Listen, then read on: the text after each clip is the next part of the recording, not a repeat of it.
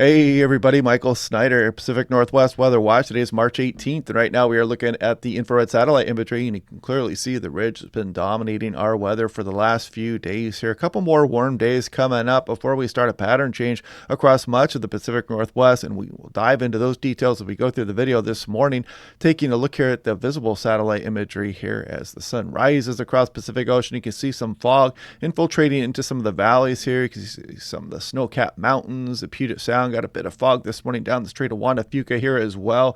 But, severe clear otherwise here across much of the region. But those really warm days for the coastal areas are a distant memory at this point. And then we're eventually going to bring this pattern change in here the next couple of days. We'll look at those details here in a moment. Taking a look at the dense fog advisory for some of the coastal areas here. You guys know the drill, slow down, use your low beams. Here's the warming trend for much of the area east on through pretty much Wednesday. A pretty nice day is coming up here. But then we start the slow gradual decline Thursday and Friday. But by the time we get towards Saturday, we're going to chop almost 20 or 20 plus degrees off of a lot of these high temperatures versus Tuesday. I mean, check it out for Redmond, the Dalles 77, Tri-Cities also, Walla Walla 74, likely to be about 55 by the time we get towards Saturday here. So definitely you're going to feel this pattern change coming up.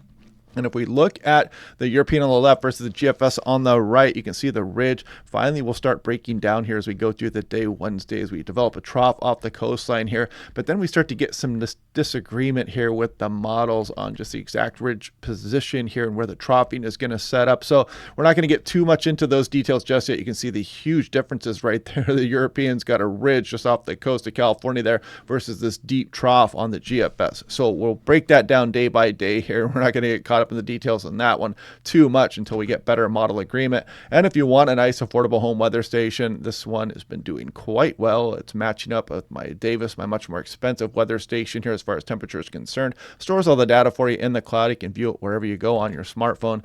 Now looking at SeaTac, we set a record. We tied the record high yesterday. 74 yesterday, actually the day before yesterday, on March 16th. 71 yesterday ties the all-time daily record high. We're not going to break any more records because we had a pretty big little heat wave here back in 2019. 76 would be the record high for today. We're not going to get there. And then 79 and 79. However, pretty impressive, setting two records back to back. Here's the Seattle National Weather Service office. Check it out. That's now 2 days in a row where we've set record highs, 72 degrees. So a nice little heat wave here. Although we are done breaking those record highs because the 2019 one was pretty impressive. Now, if we look at Spokane, tied the daily record high at 70. Wenatchee, all-time daily record high 71. Pullman 69, new record. Ephrata 72, and Omak 73, breaking a record way back in 1909. And here's Ellensburg, also tied the daily record high of 74. So a pretty widespread record temperatures falling. And if we look for Western Washington, check out Bellingham, 67, just absolutely smashing the old record of 63. We had 74 in Olympia, broke the record of 70 here. And of course, the Seattle Weather Forecast Office broke their record of 71 with the 72, and SeaTac tied at 71. Here's Hillsboro, Oregon, tying at 75, and Portland, Oregon, yesterday 76. Well, a nice warm day. Now taking a look at the total cloud cover. So the National Blended Models have been doing pretty good with this, the fog intrusion into some of the coastal areas and the advancement of that fog. And as we go into tomorrow morning, you'll notice it tries to creep back into some of the areas again, might make its way into the Willamette Valley and some of the Puget Sound a little bit more dense tomorrow. It is showing, but it should burn off as we go through the late morning hours here and then finally curl back towards the coastline. But it might not break out for a lot of the coast as we go through tomorrow as well. And then we start to get clouds back in here as we go through the pattern change Wednesday on in towards the end of next week. If we look at the National Blended Models for today, again, a nice warm day out there. Again, you're looking at Portland, probably 75 degrees again. Here's some of the Willamette Valley into the 70s, probably some upper 60s again for Seattle, maybe some 70s even to Southwest Washington, nice and warm east of the Cascades also. And if we look at Seattle, Tacoma, the National Blended Models has been underdoing these temperatures a little bit here, but it's probably going to be something similar to this today, maybe 68 for SeaTac. And then you can clearly see the pattern change coming as we go through Wednesday and this upcoming weekend. And Quileute, we had the big big ridge over top of us, and we're now going to be on that decline as we go on in towards tomorrow morning as we slowly reduce these heights, and the air aloft is definitely going to cool down. So here's looking at that, what I just showed you with that graph, 500 millibars, 18,000 feet. Our ridge is finally going to give way here to some troughing, and we're going to return the precipitation here as we go towards Wednesday night and on in towards the end of the week here. And we're going to break down these details a little bit more here because it gets a little bit squirrely as we start looking out towards the weekend. I have a big hunch that by tomorrow we're going to get some better model agreement on just exactly what is going to be coming this weekend. And here's Spokane, nice couple warm days coming up here. Wednesday shouldn't be too bad also, but then you'll notice this temperature drop as we go through the weekend. Look at this chilly air rolling in here to much of the region. This is Portland International. Check it out. Nice warm day today, again tomorrow, and then the pattern change begins. And if we look at the timing of the precipitation on the European on the left versus the GFS on the right, let's put this into motion. You can see we are going out into Wednesday, or it's Wednesday afternoon, and some of this precipitation starts across western BC, western Washington, Oregon.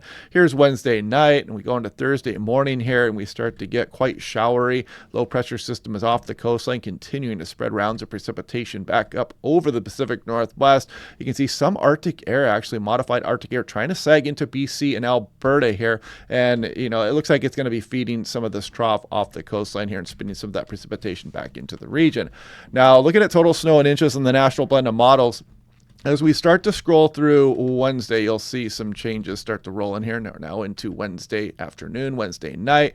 Here's Thursday morning, go through the day, Thursday, Friday. This would be good. We could definitely use this across British Columbia and some of the Cascades of Washington here, and hopefully we can, we'll always take snowfall across the higher terrain, right? It definitely helps us out in the later spring and the summer months. So that's a good signal there. And we look at the National Blend of Models total precipitation in inches, and we are going to return to some of this rainy weather here, and coastal range picking up a few inches as we go towards the end of March here. And you can see the rain shadowing effects for eastern Washington and across areas northeast of the Olympic Mountains there as well as we scroll all the way on into the morning of March 29th. And looking at, this is the snow water equivalent. We've been reducing some of these amounts a bit here, and we've got a few more days to go, or a couple more days to go before we start to bring that troughing and hopefully start to add back to some of these totals here. But you can see Washington not doing too well, Idaho, Montana, Oregon doing much better, BC doing the worst of everything. Now, taking a look at the 6 to 10 day temperature outlook all the way through the 27th, below average signal here across much of the west, 6 to 10 day precipitation as well, 8 to 14 day temperature outlook all the way through the end of March 31st, and there's 8 to 14 day precipitation outlook there. So yeah, enjoy this nice weather. I mean, it's been quite warm here. It's, when it gets to 70 degrees this early in the year, it can make things seem pretty dramatic. It seemed like summertime out there the last couple of days. The house is warming up quite nicely here with all the sun beating down, and another nice day today, and then again one more day tomorrow, possibly fairly warm, but by Wednesday you're definitely going to feel the pattern change west of the mountains, and then by Thursday the entire region will feel the pattern change as we set up this trough.